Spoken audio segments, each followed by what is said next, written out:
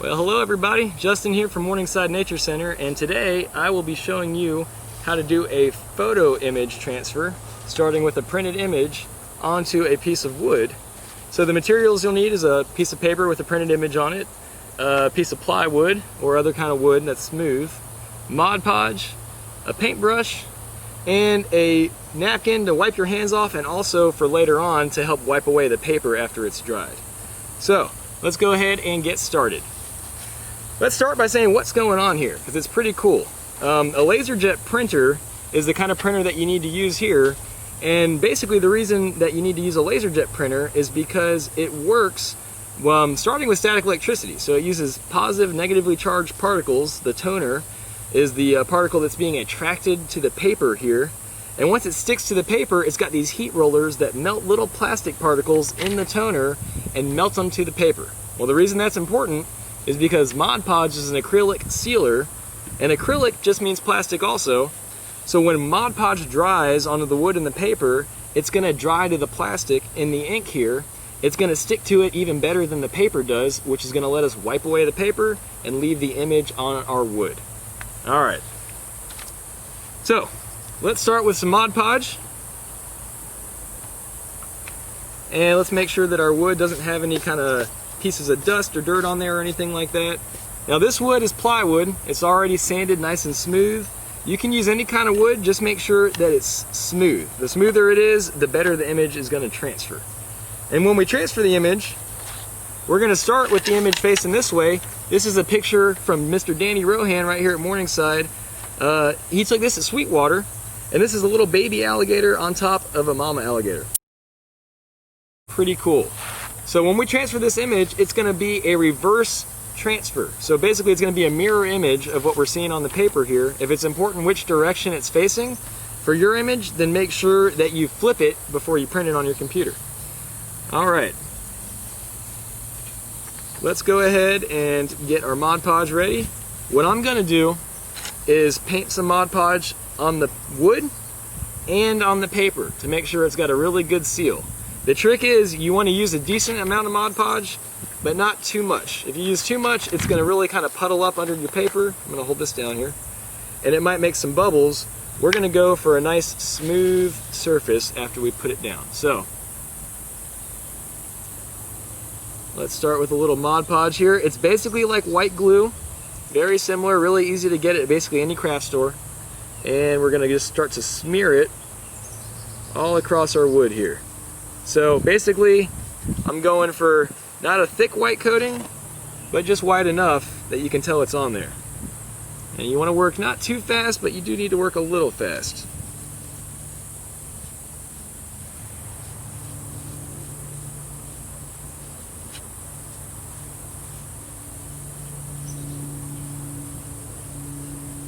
Alright, I'm getting at all the edges here. Getting it smoothed out. Little bits of dirt, you can just knock those off with your finger. I'll wipe it on my cloth here. Alright. The wood looks pretty good. I'm getting it all nice and smoothed out one more time here. Get that little piece of dirt off there. Maybe it'd be easier if you tried it inside. Alright. Now let's go ahead and just do a little bit on the paper as well. Now, especially for this process, the paper is not 100% necessary to do. It helps it stick a little bit better in my opinion. You just need to be careful that you're not overworking it on the paper, or else you can already start to pull that image off. So just a little bit, just to kind of pass over the paper, make sure if you missed any spots on the wood, you'll have it covered here. Alright, well, that was pretty easy. Let's go ahead and center this up on our wood. So I'm going to start on one edge and kind of help me decide how to center it. Now we're doing image down, of course. I've got it fairly centered on my page. It looks pretty straight. I'm going to start from one end and just kind of start to push it down this way. Make sure that there's no air bubbles getting trapped in there. Looks like it's nice and straight. Yep.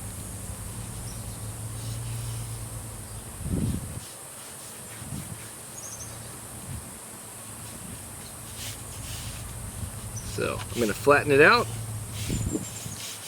Feel if you can feel any air bubbles under there.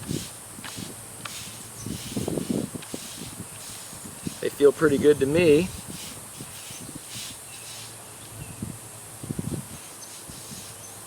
And the first step's done. It's that easy. Now, it's hard to be patient. You need to let this dry all the way. I usually let it dry overnight. If it's a nice hot day and it's real dry out, it might be good in a couple hours, but it needs to be completely dry to the touch. And at that point, we'll be able to move on to step 2. So let's give this a chance to dry here. All right, hey everybody, I'm back, and it's time for the best part. We get to take our image here and finally wipe away the paper and see what's left behind on our wood. It's dry to the touch. I don't have any bubbles left underneath that aren't dry, so make sure yours is completely dry before you get started. And also, you might want to be in a spot that's maybe outside or somewhere where you don't mind making a little bit of a mess, because all this paper is going to wipe off and make all these little fuzzy bits here. So scoot on in and I'll show you all how to do it.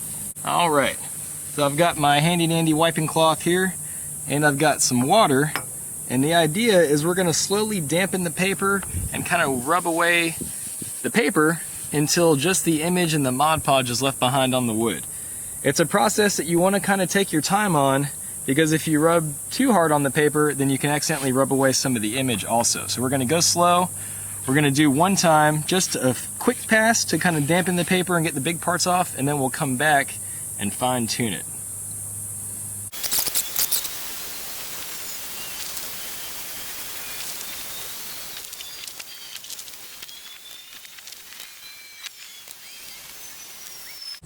All right. So it's already starting to dry on this side again. I'm going to let it dry for a couple minutes and then come back and do one more pass and see what we can get off some more. Well, I let it dry for a couple minutes, and we saw here is where all the paper's turned white again. So let's go ahead and come back one more pass. As we're coming back on the second pass here, keep in mind that we're going to coat this with another coat of Mod Podge to seal it all up. And when we do, a lot of these white fuzzy bits won't be visible anymore. So the way you'll be able to tell when it's good enough is as we're wiping it down with the damp cloth. If when you're wiping it away where it looks damp, it's pretty clear and it looks good, then even when it dries and looks fuzzy again, that'll be okay, because when we coat it, you won't see that fuzzy bits anymore. So let's just kind of go one more pass.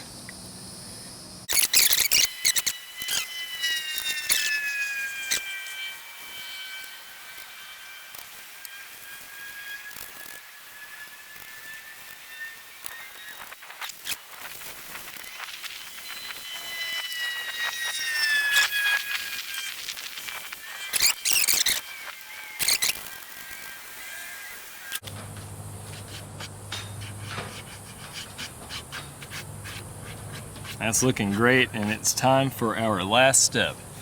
Alright, so here's my image after the second pass of wiping off those little white fuzzy bits, and you can see there's still some on here, but it's not going to be visible once we put the Mod Podge on here. So let's go ahead and get our last step going. We're going to take some Mod Podge, and this time you don't need a lot at all. We're just going to go until it gets everything coated, one thin coat.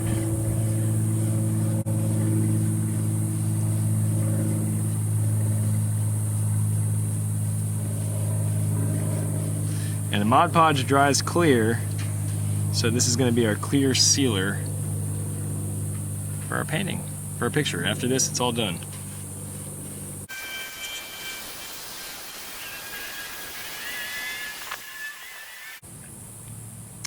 And we'll let that dry and see how it looks. Alright, well my picture is all dry and it came out awesome, guys. Take a look. I am very happy with it. I hope that yours came out just as good. If you have little nicks where the ink came off, that's just part of the character of it. I hope y'all had a lot of fun making this. I sure did. And I'll be looking forward to doing our next activity together.